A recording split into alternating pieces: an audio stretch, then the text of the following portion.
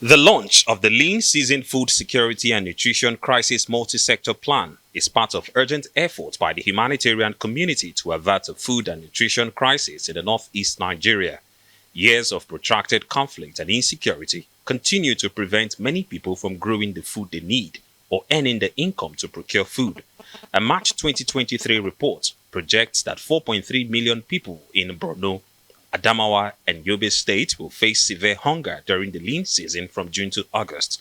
These projections are in line with reports from Nigerian Meteorological Agency (NIMET) warning of an impending food crisis due to imminent flooding.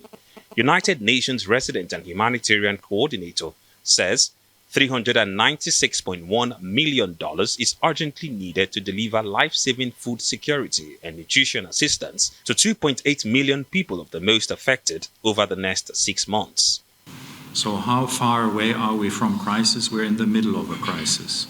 We need to be clear on that, and that's why I said in my opening comments earlier, we're ringing the alarm bell.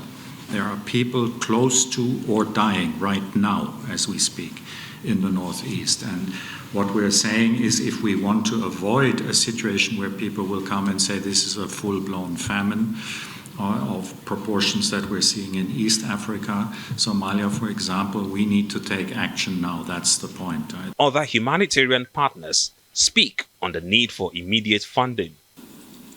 Addressing this crisis, men, women and children will also need access to healthcare, water and sanitation, protection and other critical services.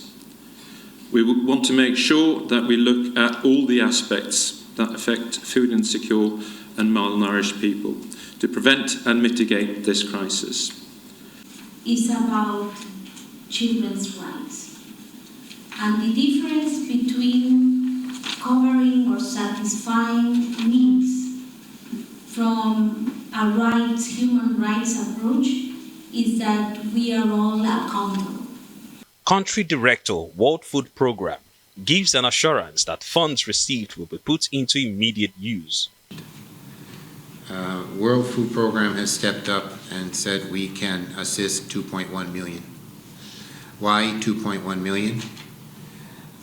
Largely because of resource expectations, and we had some very difficult discussions on that and what we felt we could deliver in terms of mobilizing the resources. And of course, today's event was largely resource mobilization event.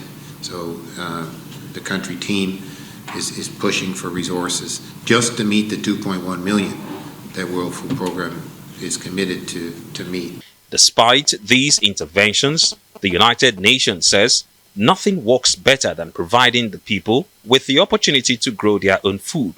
Recent successes in the fight against insecurity and decommissioning of IDP camps have also thrown up the challenge of returnees who are faced with imminent food crisis due to loss of livelihoods. Stakeholders are therefore calling on the government to do more in terms of providing security, agricultural seeds and financial aids so that the people can grow their own foods and be self-sufficient. Ferdinand Duroha, Arise News.